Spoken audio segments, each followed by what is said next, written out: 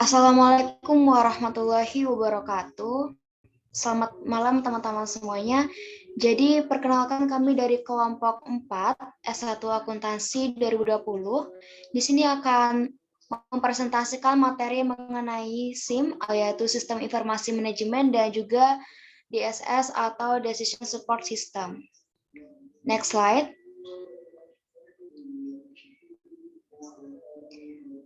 Adapun anggota kelompok dari kelompok kami sendiri, yang pertama ada saya, Anggina Vitasari, NPM 019, kemudian Berliana Rahmawati 017, Reska Amalia Soleha 027, Bunga Trilestari 059, Alvina Cahyaningsi 049, Andini Fatiadi 051, Abizar Septawandra Algifari NPM ujung 034, Fatma Dewi Piranti 032, kemudian Muhammad Iqbal Al-Gushairi dengan MPM ujung 056, dan juga Faiza Sofia Larasati dengan MPM ujung 02. Next.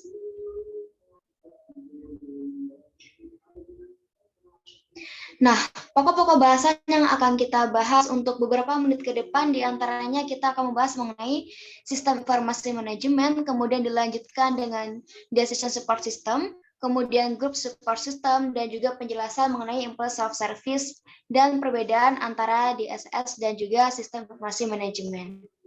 Next slide. Nah, untuk materi yang pertama akan langsung dijelaskan oleh rekan saya, kepadanya dipersilakan.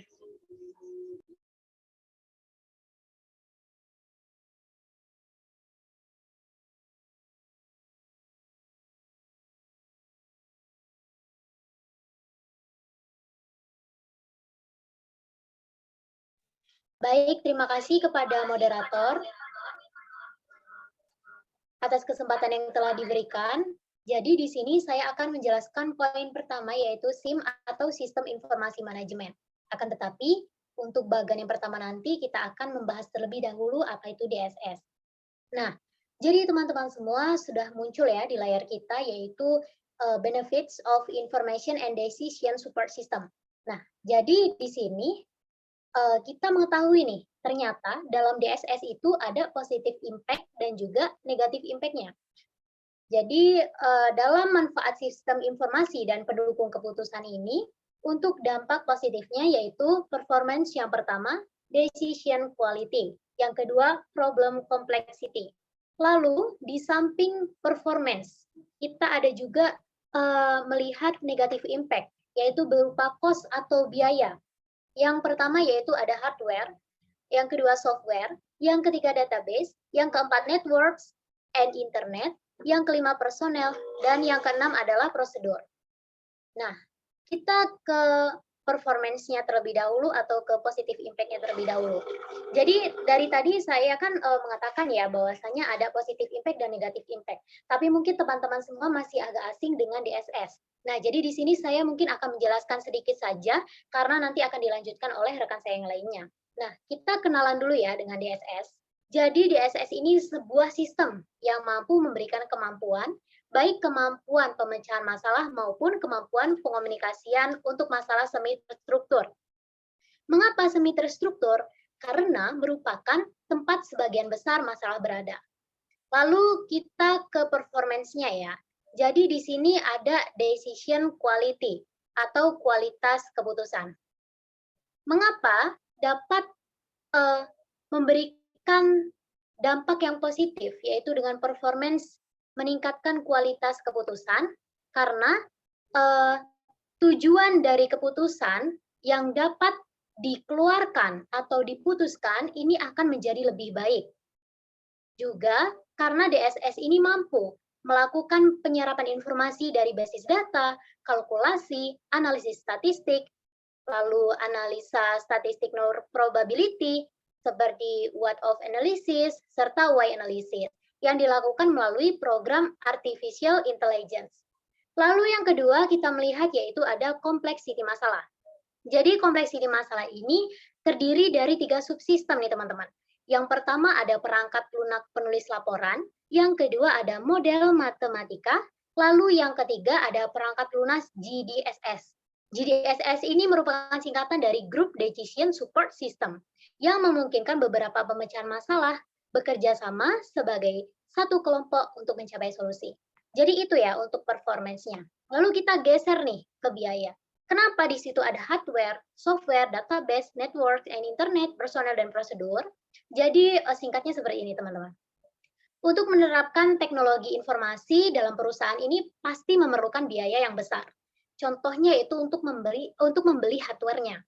Nah, selain itu, pengembangan teknologi informasi ini tidak hanya membutuhkan pengetahuan saja, yaitu contohnya kalau kita orang akuntansi, tidak hanya di bidang akuntansi saja, akan tapi kita juga harus mempelajari, kita harus memahami tentang teknologi informasi. Nah, jika kita sudah memahami teknologi informasi, kita harus acceptable.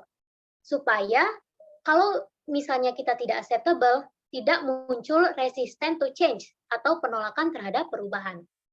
Nah, selanjutnya yaitu perkembangan teknologi informasi menuntut semakin banyaknya keahlian yang dimiliki oleh karyawan atau pekerja dalam organisasi.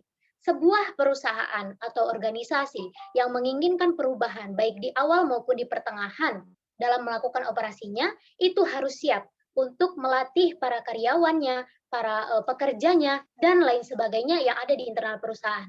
Tentu saja jika itu berada di awal, maka perlu melakukan training yang lebih dari biasanya, yaitu mungkin pengenalan bahkan penerapan dari teknologi informasi. Lalu untuk perusahaan yang sudah menjalankan operasinya, akan tapi di tengah-tengah ingin melakukan perubahan, pasti karyawannya juga harus dibekali oleh ilmu teknologi informasi.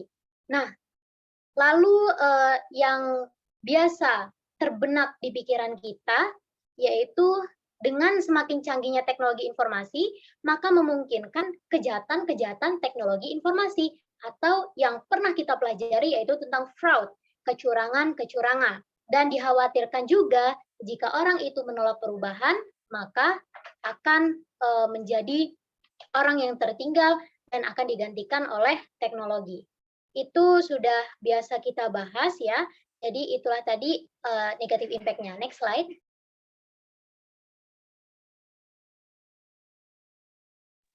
Nah, ini kita ke pengertian SIM-nya dulu. Kalau tadi kita overview tentang DSS, sekarang ke sistem informasi manajemen. Nah, yang pertama kita harus ngerti dulu nih ya, tentang pengertian sistem itu apa. Jadi menurut Fahri Hussein dan Wibowo, sistem adalah seperangkat komponen yang saling berhubungan, yang berfungsi mengumpulkan, memproses, menyimpan, dan mendistribusikan informasi untuk mendukung pembuatan keputusan dan pengawasan dalam organisasi. Kita lanjut ke informasi.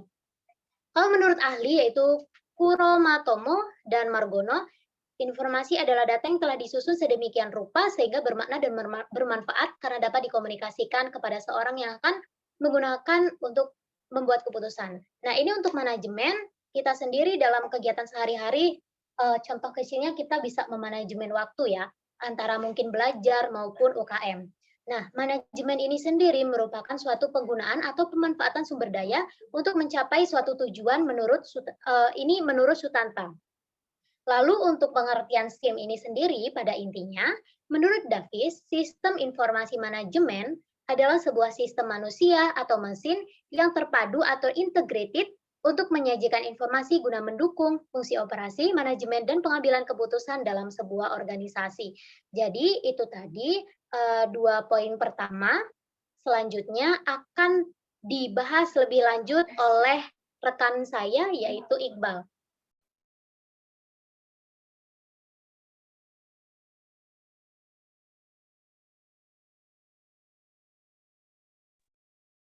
Baik, terima kasih. Saya, Muhammad Iqbal Syairi, akan melanjutkan materi yang telah disampaikan sebelumnya. Saya akan menyampaikan yang pertama, sistem informasi manajemen dalam perspektif. Sebelumnya, tujuan utama dari sistem informasi manajemen ini adalah untuk membantu organisasi mencapai tujuannya dengan menyediakan manajer berupa wawasan operasi rutin organisasi, sehingga manajer dapat mengendalikan, mengatur, dan merencanakan operasional organisasi dengan efektif. Salah satu peran penting sistem informasi manajemen ini adalah untuk memberikan informasi yang tepat kepada orang yang tepat dalam format yang benar pada saat yang tepat. Secara singkat, sistem informasi manajemen ini dapat menyediakan manajer sebuah informasi yang biasanya tertulis dalam laporan guna mendukung pengambilan keputusan yang efektif dan menyediakan umpan balik mengenai operasional sebuah organisasi. Dari gambar yang telah ditampilkan, kita juga dapat melihat peran sistem informasi manajemen dalam aliran informasi organisasi. Catatan transaksi bisnis dapat dimasukkan ke dalam sistem informasi manajemen organisasi dengan melalui metode tradisional ataupun secara konvensional melalui intranet ataupun melalui extranet yang terhubung dengan pelanggan, pemasok perusahaan, serta ERP atau sistem perencanaan sumber daya. Kemudian kita juga dapat melihat bahwa data yang masuk dari sistem informasi manajemen ini berasal dari sumber internal dan eksternal, termasuk diantaranya yaitu supply chain dan business transaction. Adapun sumber-sumber internal yang paling signifikan untuk sistem informasi manajemen ini adalah TPS dan sistem ERP dan database terkait operasional organisasi. Kemudian untuk outputnya sendiri biasanya berbentuk kumpulan laporan yang dibagikan kepada para manajer. Banyak laporan dari sistem informasi manajemen ini yang berasal dari database organisasi baik dari eksternal maupun data internal organisasi. Laporan ini juga bisa disesuaikan untuk setiap pengguna, serta dapat disampaikan secara tepat waktu. Laporan ini bisa kita lihat yang pertama mencakup schedule report, key indicator report, demand report, exception report, dan drill down report. Next slide.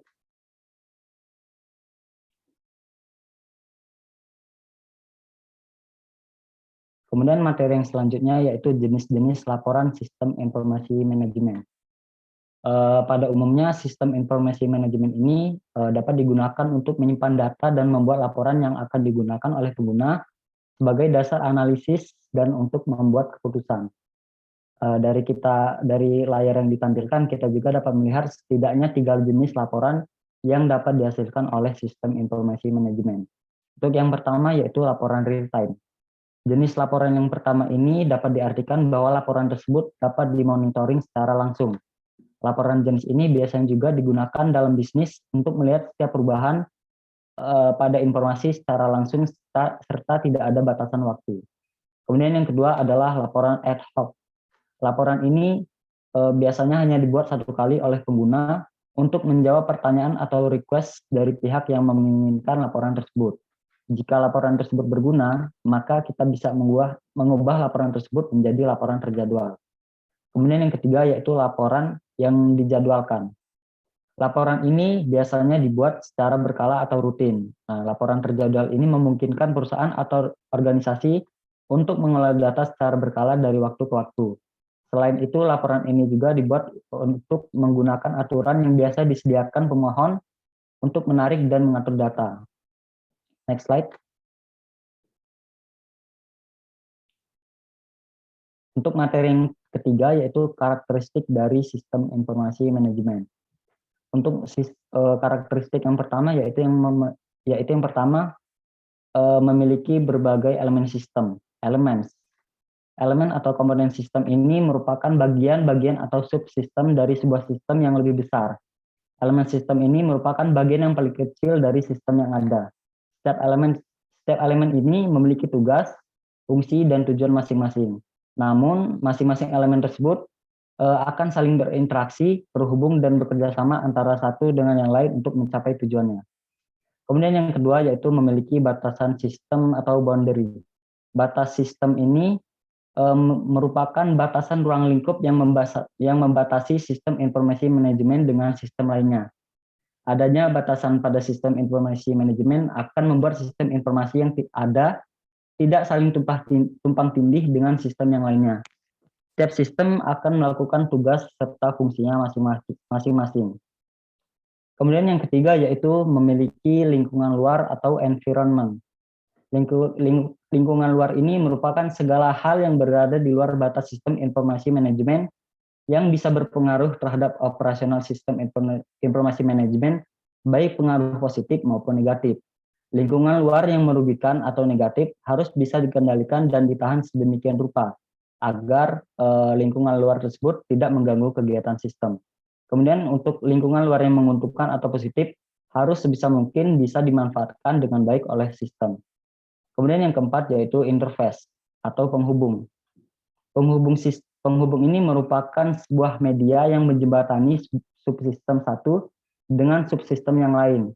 Data keluaran di satu subsistem yang satu akan menjadi data masukan atau input ketika pindah ke subsistem yang lain. Perpindahan ini memerlukan penghubung, seperti contohnya yaitu jaringan internet atau koneksi. Apabila dalam sebuah sistem tidak ada penghubung, maka ketika sebuah komponen subsistem telah selesai melaksanakan tugasnya, output yang dihasilkan tidak bisa dipindahkan untuk diproses lebih lanjut kepada subsistem yang lain, karena tidak adanya penghubung, sehingga nantinya pekerjaan sistem secara keseluruhan tidak dapat menghasilkan apa-apa. Kemudian, next slide. Untuk yang kelima yaitu memiliki input atau masukan. Masukan atau input ini merupakan data yang dimasukkan ke dalam sistem untuk diolah oleh sistem. Input ini merupakan hal yang paling mendasar yang harus dimiliki oleh setiap sistem. Apabila tidak ada data, maka tidak akan ada sesuatu yang bisa dihasilkan karena input atau bahan tidak ada. Kemudian yang selanjutnya yaitu memiliki keluaran sistem atau output. Keluaran ini merupakan data masukan yang telah selesai diolah dan menjadi informasi. Output ini merupakan informasi yang bisa berupa laporan, grafik, formulir, atau berupa perbaikan. Output merupakan hasil dari proses pengolahan data pada sebuah sistem. Dan masing-masing subsistem dalam sebuah sistem akan menghasilkan sebuah output. Output ini akan menjadi input bagi subsistem lain dan kemudian akan diolah kembali menjadi hasil akhir yang disebut informasi. Kemudian yang ketujuh yaitu memiliki proses atau pengolah sistem. Proses ini merupakan data yang masuk ke dalam sistem dan diolah sedemikian rupa hingga menghasilkan data keluaran yang akan menjadikan sebuah informasi menjadi berguna.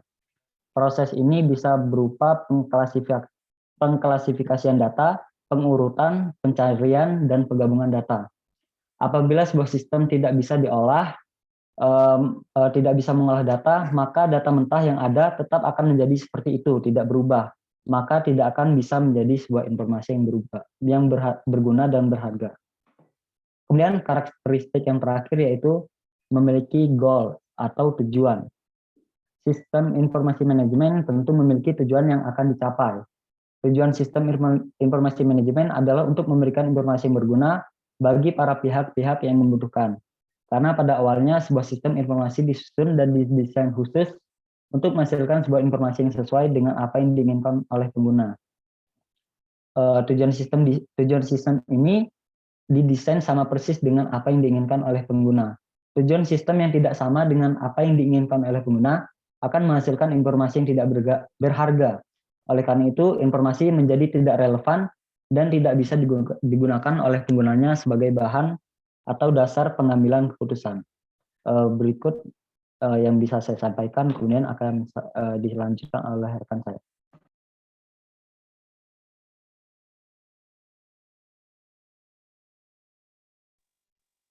Baik, untuk poin bagaimana SIM digunakan di berbagai area fungsional bisnis. Next slide.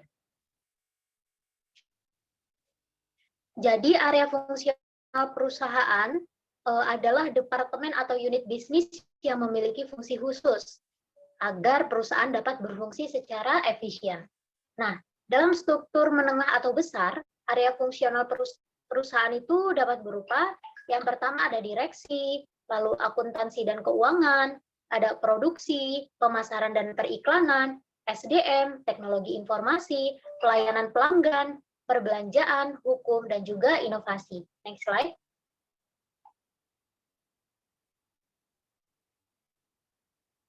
Nah, menggunakan sistem informasi manajemen itu untuk mencapai tujuan utama suatu organisasi bisnis. Contohnya bagaimana? Contohnya yaitu keunggulan operasional, penciptaan produk baru, pelayanan yang memuaskan, dan memudahkan serta mempererat hubungan pemasok dengan pelanggan, dan juga untuk meningkatkan hubungan pemasok dan pelanggan tersebut. Selanjutnya akan dijelaskan oleh rekan saya.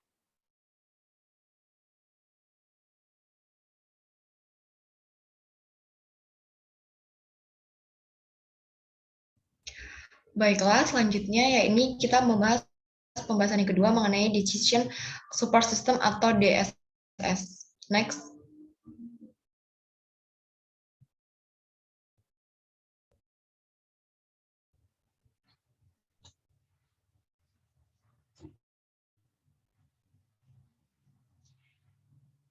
Jadi, menurut Jagianto, DSS atau Sistem Penunjang Keputusan adalah suatu sistem informasi untuk membantu manajer level menengah untuk proses pengambilan keputusan setengah terstruktur atau semi-struktur supaya lebih efektif dengan menggunakan model-model analisis dan data yang tersedia. Sehingga dalam DSS ini digunakan suatu model sebagai dasar pengembangan alternatif yang berkaitan dengan sifat permasalahan yang harus dipecahkan, yakni semi terstruktur atau bahkan tidak terstruktur, serta pemanfaatan komputer sebagai motor penggeraknya atau computer based system. Next.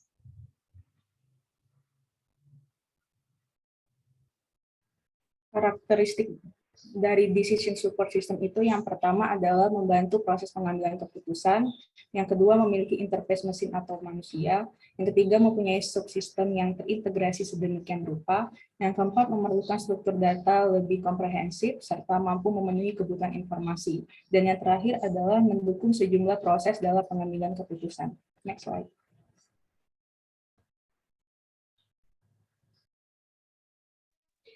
Lalu komponen dari DSS sendiri terbagi menjadi 3 komponen utama menurut Jagianto. Nah, yang pertama itu ada dialog manajemen atau user interface, yaitu komponen untuk berdialog dengan pemakai sistem. Komponen ini di dalam sistem informasi merupakan komponen input dan juga komponen outputnya. Lalu yang kedua ada model manajemen, yaitu komponen yang mengubah data menjadi informasi yang relevan. Model-model yang banyak digunakan di sistem penunjang keputusan adalah model matematika optimasi seperti linear programming, dynamic programming, dan juga sebagainya. Nah, yang terakhir ada data management, yaitu komponen basis data yang terdiri dari semua basis data yang dapat diakses. Next.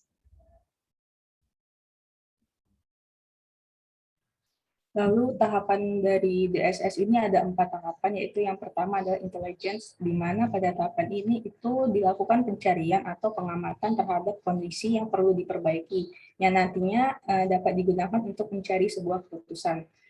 Tahapan yang kedua adalah desain. Dalam tahapan ini itu mengembangkan dan menganalisis alternatif dari tindakan yang memungkinkan dari solusi yang dibuat.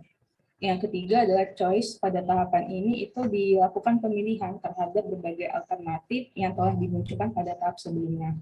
Dan yang tahap terakhir ini adalah implementation, di mana pada tahapan ini itu dilakukannya penerapan terhadap perancangan sistem yang telah dibuat pada tahap sebelumnya. Next slide. Keunggulan dari decision support system ini itu ada 5. Yang pertama adalah memperluas kemampuan pengambilan keputusan. Yang kedua adalah menghemat waktu dalam pengambilan keputusan. Yang ketiga adalah menghasilkan solusi yang cepat. Keempat adalah adanya alternatif dari pengambilan keputusan yang telah dibuat. Dan yang terakhir adalah menjadi stimulan. Next slide. Nah, walaupun DSS ini dirancang dengan sangat teliti dan juga mempertimbangkan seluruh faktor yang ada, DSS mempunyai kelemahan atau keterbatasan. Di antaranya yang pertama, ada beberapa kemampuan manajemen dan juga bakat manusia yang tidak dapat dimodelkan, sehingga model yang ada dalam sistem tidak semuanya mencerminkan persoalan sebenarnya. Yang kedua, DSS terbatas untuk memberikan alternatif dari pengetahuan yang diberikan kepadanya atau pengetahuan dasar serta model dasar pada waktu perancangan program tersebut. Yang tiga, proses-proses yang dapat dilakukan oleh DSS sendiri biasanya tergantung juga pada kemampuan perangkat lunak yang digunakan. Yang keempat, harus selalu diadakan perubahan secara kontinu untuk menyesuaikan dengan keadaan lingkungan yang terus berubah agar sistem tersebut selalu up to date. Dan yang terakhir, DSS ini dirancang untuk membantu atau mendukung pengambilan keputusan dengan mengolah informasi dan data yang diperlukan, sehingga dan bukan untuk mengambil alih keputusan. Next.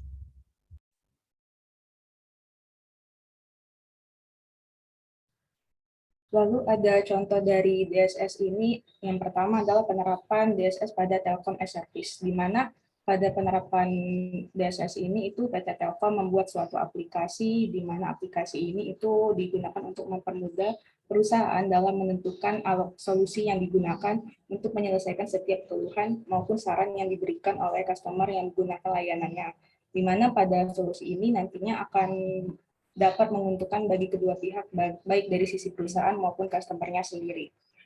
Contoh yang kedua adalah DSS klinis ini itu suatu sistem yang berada di bagian kesehatan, di mana sistem ini itu membantu dokter untuk mendiagnosa terhadap keluhan yang ada di dalam pasien mereka.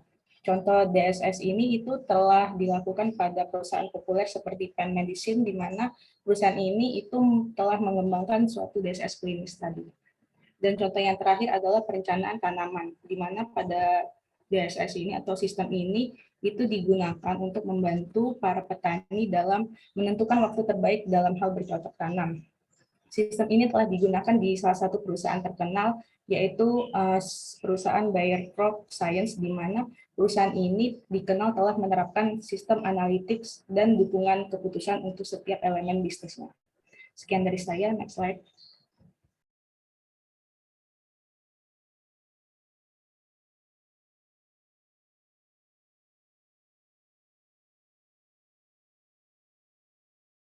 Baiklah, di sini saya akan melanjutkan presentasi berikutnya, yaitu tentang group support system. Next slide.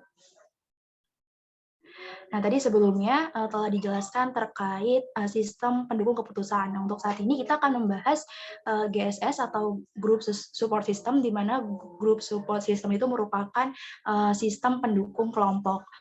Di mana pada sistem pendukung kelompok atau GSS sendiri, itu sistem yang berbasis komputer yang interaktif untuk memudahkan pencapaian solusi oleh kelompok pengambil keputusan atas permasalahan yang sifatnya tidak terstruktur. Jadi memang masih ada erat kaitannya dengan DSS itu sendiri. Next slide.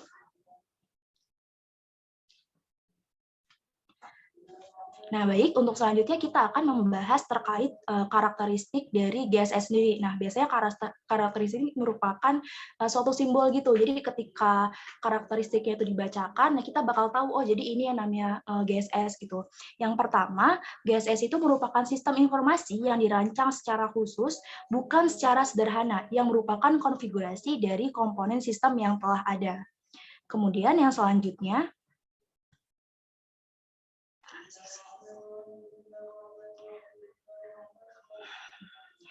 nah, kemudian sistem ini tuh dirancang untuk tujuannya mendukung kelompok mengambil keputusan dalam melaksanakan tugasnya. Karena GSS sendiri tuh harus meningkatkan proses pengambilan keputusan atau hasil dari suatu kelompok tersebut. Kemudian karakteristik yang ketiga, nah ya, jadi karakteristik yang ketiga, GSS ini dirancang untuk tipe masalah atau untuk beragam tingkatan kelompok organisasi keputusan. Next slide. Nah, kemudian sistem ini dirancang untuk tujuan mendukung pengambilan keputusan. Untuk selanjutnya, GSS ini dapat dirancang untuk tipe masalah. Kemudian GSS dirancang untuk mendorong aktivitas seperti penghasil ide, penyelesaian konflik, dan juga pemberi pendapat yang independen. Kemudian yang terakhir, GSS ini memiliki suatu mekanisme terpasang yang dapat meminimalkan berkembangnya perilaku negatif kelompok, seperti kelompok destruktif, terus miskomunikasi, kemudian pemikiran terkotak-kotak. Nah, untuk penjelasan GSS lainnya terkait dengan contoh keunggulan itu akan disampaikan oleh rekan saya.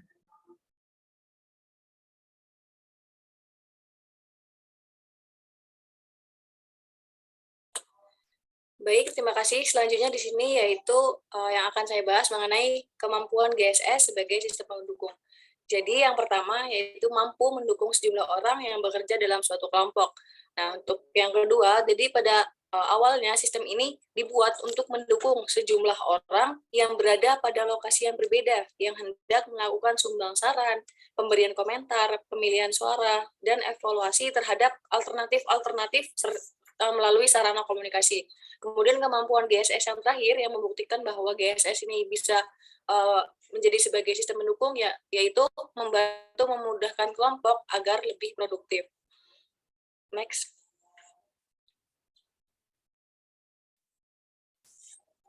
Nah, baik. Untuk yang terakhir yaitu mengenai software yang digunakan, software apakah yang digunakan pada GSS ini atau sistem pendukung kelompok, yaitu software yang digunakan adalah groupware. Jadi groupware ini atau collaborative software merupakan perangkat lunak komputer yang dirancang sebagai sesuatu untuk membantu orang yang terlibat dalam suatu tugas bersama agar mencapai tujuannya. Contohnya itu seperti Lotus Notes yang berjalan pada platform Windows. Untuk selanjutnya akan dijelaskan oleh rekan saya.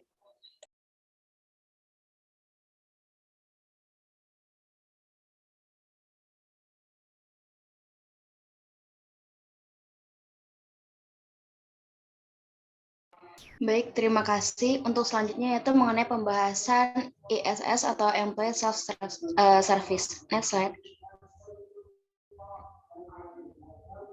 Nah, ESS ini sendiri adalah sebuah sistem yang digunakan di dunia kerja yang membantu karyawan agar bisa mengakses informasi dan data pekerjaan secara mandiri. Maksud dari mengakses data secara mandiri ini artinya tidak hanya bisa melihat informasi, namun juga bisa untuk mengubah atau menginput data mereka ke sistem perusahaan secara mandiri. Nah, pembaruan dan data ini juga akan masuk dalam sistem informasi bagian human resources, namun beberapa penyuntingan informasi juga membutuhkan izin dari bagian administrasi, misalnya masalah absensi. Ini adalah bentuk pengembangan sistem yang ada di dunia kerja untuk memudahkan karyawan mendapatkan informasi tentang administrasi diri maupun semua informasi yang terkait dengan pekerjaan mereka. Cara ini patut diterapkan untuk memudahkan akses karyawan dan untuk membawa teknologi dalam lingkungan tersebut. Dasar utama sistem ESS ini menggunakan sambungan internet sebagai dasar untuk mengakses informasi atau berbasis online. Kemudian perangkat yang digunakan pun juga mengikuti perangkat yang mudah dijangkau karyawan, misalnya seperti PC atau smartphone. Inti dari ESS ini adalah karyawan memiliki kesempatan untuk mengakses informasi, yaitu mengisi, melihat, dan menyunting data mereka sendiri, sehingga pendataan yang biasanya dilakukan oleh bagian administrasi bisa mereka akses juga.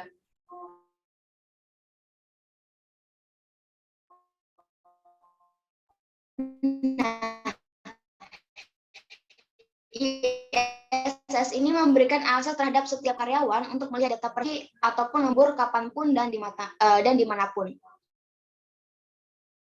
Next slide.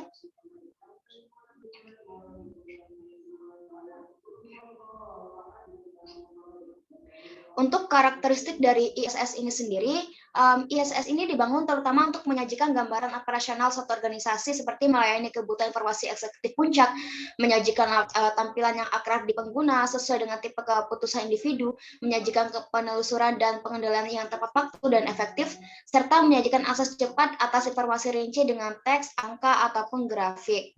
Untuk karakteristik utamanya yang dimiliki oleh ISS adalah kemampuan melihat rincian, menginformasikan faktor keberhasilan kritikal, kemudian akses status analisis, laporan exception, kemudian penggunaan warna, navigasi informasi, dan komunikasi.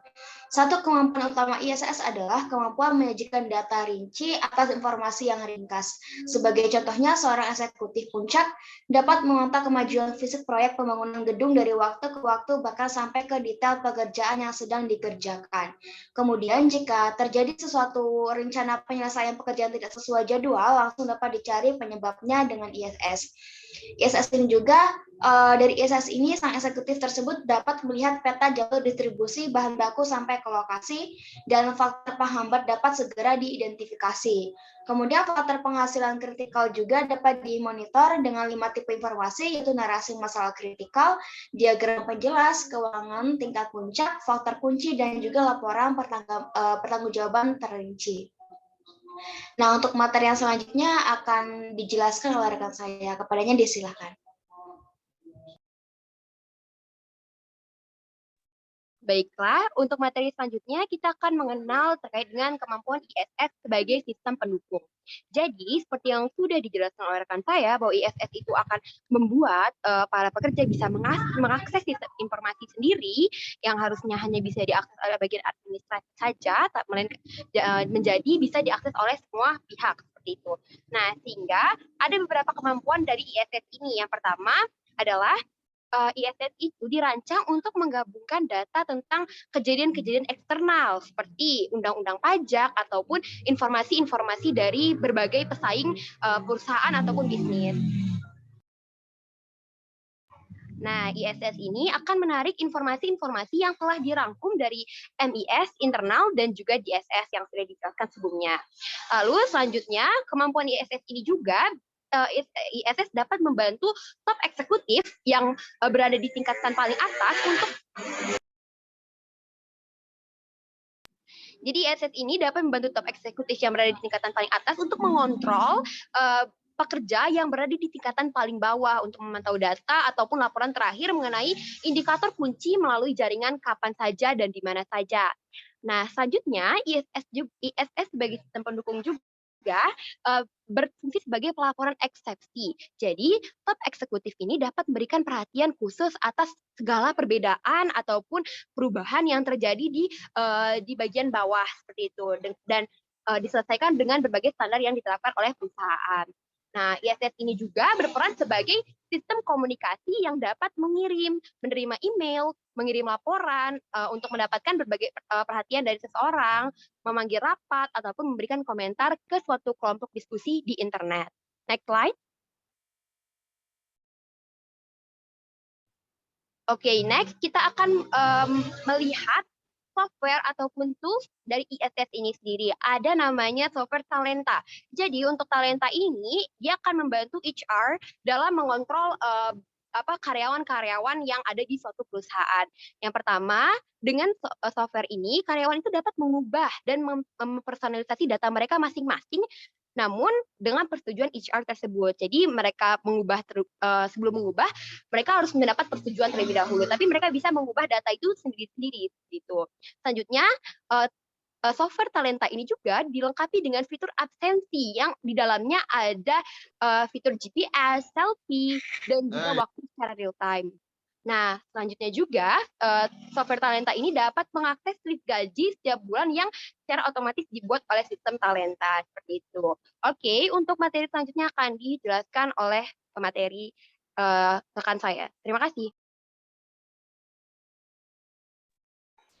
Selanjutnya adalah DSS versus dengan SIM atau SIM. Next slide. Nah, apa sih perbandingan dari SIM atau SIM dan DSS? Jadi, Sistem Informasi Manajemen atau SIM dan Decision Support System atau DSS memiliki beberapa perbandingan.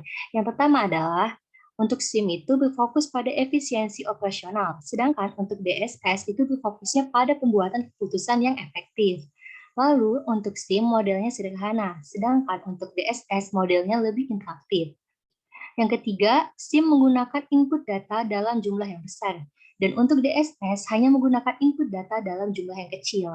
Yang keempat, SIM memiliki output yang merupakan laporan ringkasan, dan DSS outputnya adalah analisis keputusan. Yang kelima, SIM memiliki arus informasi dari kedua sisi, yaitu atas dan bawah, sedangkan DSS memiliki arus informasi yang hanya ke atas. Dan yang keenam, SIM memiliki laporan yang relatif tidak fleksibel. Untuk DSS sendiri laporannya lebih fleksibel. Dan yang terakhir, SIM kajiannya ada pada keputusan tersebut. Dan DSS kajiannya terhadap pada keputusan-keputusan. Next slide. Nah, selanjutnya akan dijelaskan oleh rekan saya. Baik, selanjutnya terkait bagaimana SIM dan DSS mempengaruhi praktik bisnis perusahaan dan kemampuannya untuk bersaing di pasar. Dalam hal ini, SIM mendukung peran manajerial guna untuk meningkatkan nilai dan keuntungan bisnis. Adapun fokus dari sistem informasi manajemen itu terkait efisiensi operasional, di mana bagaimana caranya sebuah sistem yang digunakan itu bisa mengefisiensikan kinerja operasional perusahaan. Lalu dari segi output akan menghasilkan berbagai laporan, diantaranya scheduled report atau laporan terschedule, Ada Key Indicator Report, Demand Report, Extraction Report, dan Drill Down Report. Lalu dalam DSS, DSS ini berfokus pada pembuatan keputusan yang efektif dengan ada 4 komponen pendukung. Yang pertama ada data management, lalu ada model management, communication, dan juga knowledge management. Di mana dari keempat komponen ini akan menghasilkan 3 keputusan yang bisa dihasilkan. Yang pertama adalah keputusan terstruktur, di mana keputusan ini terdapat pengambilan keputusan yang jelas, lalu continue dan dijalankan pada tingkatan tertentu. Adapun yang kedua adalah keputusan yang semi terstruktur, yang mana sebagian ditentukan oleh komputer dan sebagian lain oleh pertimbangan decision maker dari pihak internal perusahaan. Lalu yang ketiga adalah keputusan tak terstruktur, di mana hal ini hanya bersumber pada data-data eksternal. Nah, dari skema tersebut, praktik bisnis bisa menjadi lebih efektif dan efisien, di mana peran sistem informasi manajemen sebagai pendukung peran manajerial guna meningkatkan nilai dan keuntungan bisnis, serta decision support system yang menjadi bagian akhir dari sebuah pengambilan keputusan akan memiliki andil dalam perkembangan praktik bisnis sebuah perusahaan, di mana hal tersebut bisa menghasilkan analisis yang mendalam terhadap informasi yang diperoleh dari pasar, sehingga meningkatkan nilai adaptasi yang memungkinkan perusahaan bisa bersaing dengan lebih baik lagi ke depannya. Ya, sekian yang dapat kami sampaikan. Kurang lebihnya kami mohon maaf. Bila ada pertanyaan, bisa diajukan. Ya, baik. Terima kasih kepada rekan-rekan semuanya sudah memaparkan materi dengan baik. Untuk selanjutnya tuh sesi tanya jawab kepada rekan-rekan semuanya yang ingin bertanya terkait dengan materi pada kesempatan ini, dipersilahkan untuk raise hand. Sudah ada 3 orang yang mengajukan pertanyaan, raise hand. Untuk pertama, dipersilakan kepada Fidelis Gracia Huta Barat untuk menyampaikan pertanyaannya.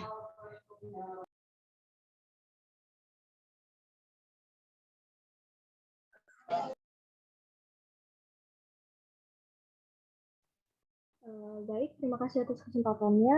Nama saya Fidelis Gracia Huta Barat dengan NPM 7015. Izin bertanya, sebelumnya kelompok sudah menjelaskan mengenai perbandingan antara SIM dan DSS.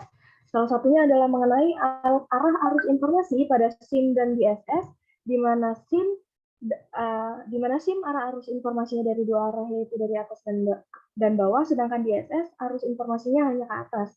Jadi saya ingin bertanya, apa yang dimaksud dengan arah informasi ke atas dan ke bawah? Karena sebelumnya belum sempat dijelaskan oleh kelompok. Terima kasih. Baik, terima kasih pertanyaannya kepada Fidelis Gracia Huta Barat. Untuk selanjutnya yaitu pertanyaan dari Devi Elva. Dipersilakan. Baik, saya Devi Elva Octaviana, NPM 50, izin bertanya.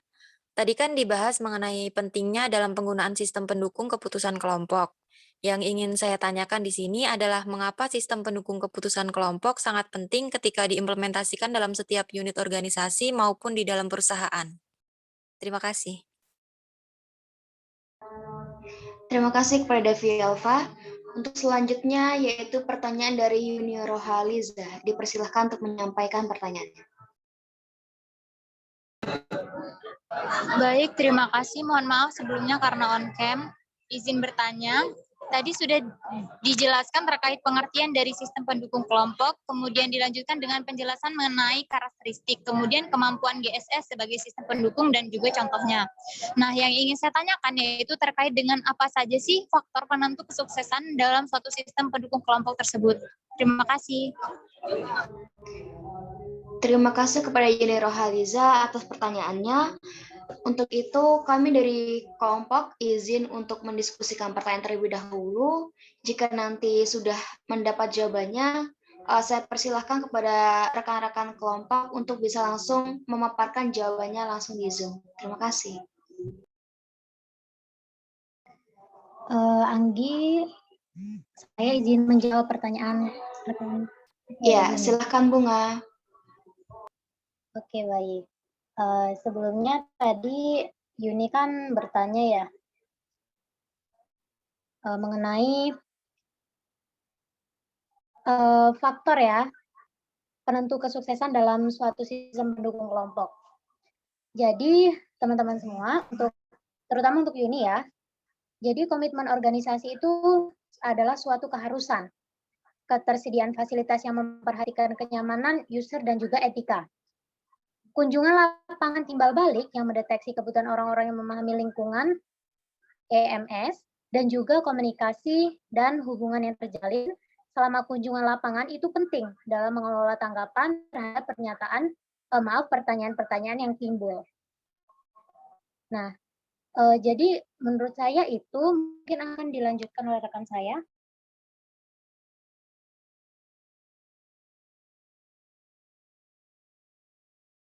Baik, di sini saya ingin menambahkan sedikit terkait jawaban yang sebelumnya sudah dijelaskan oleh rekan saya, yaitu Bunga. Jadi, apa saja faktor penentu kesuksesan dalam suatu sistem pendukung kelompok? Jadi tadi udah dijelaskan, yang pertama itu ada komitmen organisasi. Jadi komitmen organisasi itu tercakup orang-orang yang di dalamnya itu harus memegang suatu komitmen. Kemudian yang kedua itu tentang ketersediaan fasilitas yang memperhatikan kenyamanan user dan estetika. Kemudian yang ketiga itu tentang mempertemukan harapan manajerial. Jadi indikator tertinggi kesuksesan itu harus diimplementasikan pada yang namanya EMS. Kemudian ada antarmuka user yang yang positif, kemudian ada anonymity itu sangat penting, terus fasilitas tentang bantuan-bantuan itu juga sangat penting. Kemudian yang terakhir itu tentang pemilihan isunya. Jadi pemilihan isu itu sangat harus diperhatikan dan memang sangat penting untuk mendukung kesuksesan suatu sistem pendukung kelompok. Bagaimana Yuni? Baik, terima kasih kepada Bunga dan Raska.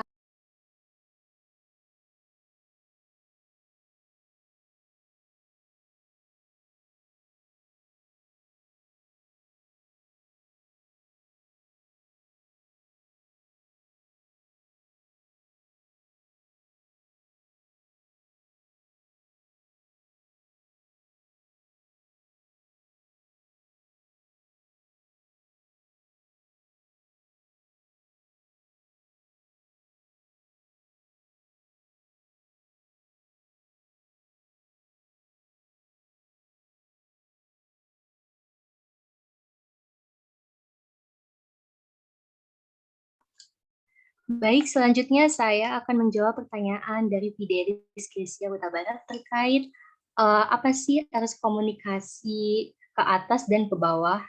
Jadi arus informasi itu terbagi menjadi dua, yaitu ke atas dan ke bawah.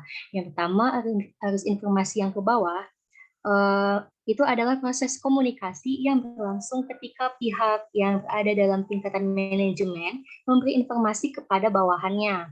Contohnya itu seperti instruksi tugas, prosedur kebijakan, serta praktik kerja organisasi, umpan balik kinerja karyawan, dan perubahan serta inovasi. Nah, arus informasi ke bawah ini juga memiliki fungsi seperti pemberian atau penyimpanan instruksi kerja, penjelasan dari pimpinan tentang mengapa suatu pekerjaan perlu dilaksanakan, penyampaian informasi tentang berbagai peraturan yang berlaku, pemberian motivasi kepada karyawan agar bekerja lebih baik. Nah, lalu yang kedua, apa sih arus informasi ke atas? Nah, arus informasi ke atas adalah proses komunikasi yang terjadi ketika bawahan mengirim pesan ke atasannya. Nah, dibanding arus informasi ke bawah, arus informasi ke atas ini dipandang terlalu rumit dan lebih menyita banyak waktu. Kenapa? Karena kecenderungan karyawan untuk menyembunyikan pemikiran mereka, lalu perasaan bahwa atasan tidak tertarik pada permasalahan yang dihadapi karyawan. Lalu juga kurangnya penghargaan bagi karyawan yang telah melakukan arus informasi ke atas dan perasaan bahwa atasan tidak dapat dihubungi atau menanggapi hal yang disampaikan karyawan. Nah, contoh jenis pesan dalam arus informasi ke atas seperti umpan balik tentang sikap dan perasaan karyawan, permasalahan yang dihadapi, praktik dan kebijakan organisasi, saran perbaikan dan ide baru, keluhan karyawan, serta peningkatan keterlibatan karyawan. Sekian jawaban dari saya. Selanjutnya mungkin ada tambahan dari Izin menambahkan untuk jawaban terkait kenapa sih tadi di SIM itu ada arus informasi ke atas dan ke bawah, sedangkan di DSS hanya yang ke bawah. Jadi untuk DSS itu kan tadi bisa kita tangkap bahwa fokusnya itu terkait kepemimpinan, di mana gimana caranya bisa menghasilkan keputusan-keputusan yang baik untuk kepentingan decision maker gitu. Nah, karena hal itu, perilaku manajerial itu juga mengatakan bahwa DSS itu menitik beratkan pada pengambilan keputusan, yang mana pengambilan keputusan itu berada pada struktural tingkat atas, bukan tingkat bawah. Sehingga mengakibatkan arus informasi itu hanya bergerak ke atas. Sedangkan pada SIM, kenapa dia bisa ke atas dan ke bawah? Karena titik berat pada sistem informasi manajemen itu digunakan oleh dua sumber perusahaan, baik dari struktural tingkat atas maupun tingkat bawah. Karena arus informasi manajemennya itu akan digunakan pada tingkat struktural dari titik terendah maupun titik tertingginya gitu. Terima kasih, sekian yang bisa saya tambahkan. Saya kembalikan pada moderator. Baik, terima kasih kepada rekan-rekan semua yang sudah menyimak dengan baik materi presentasi pada kesempatan kali ini, kemudian memberikan pertanyaan dan juga kami telah menjawab pertanyaan tersebut. Maka dari itu, ya, bagaimana Berli? Ada pertanyaan satu belum dijawab.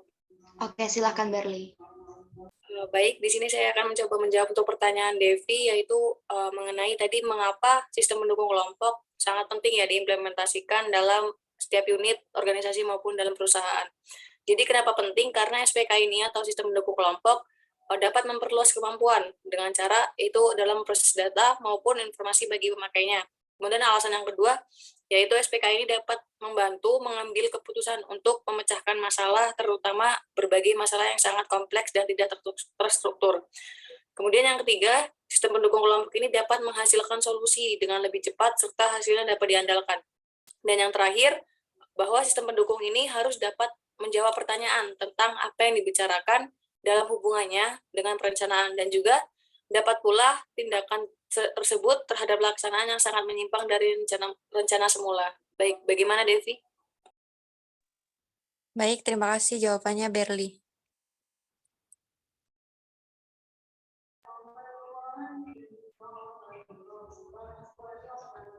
Oke, jadi semua pertanyaan sudah terjawab ya. Untuk Devi, kemudian Gracia, dan juga Yuni Rohaliza. Nah, oleh karena itu, karena semua sesi sudah terlewati, dengan demikian berakhirlah sesi presentasi dan juga tanya jawab kita pada kesempatan kali ini. Kami dari saya mewakili kelompok, mohon maaf apabila ada kesalahan dan juga mohon ampun kepada Allah. Kami akhiri, wassalamualaikum warahmatullahi wabarakatuh. Terima kasih kepada teman-teman semuanya yang sudah mengikuti hingga akhir.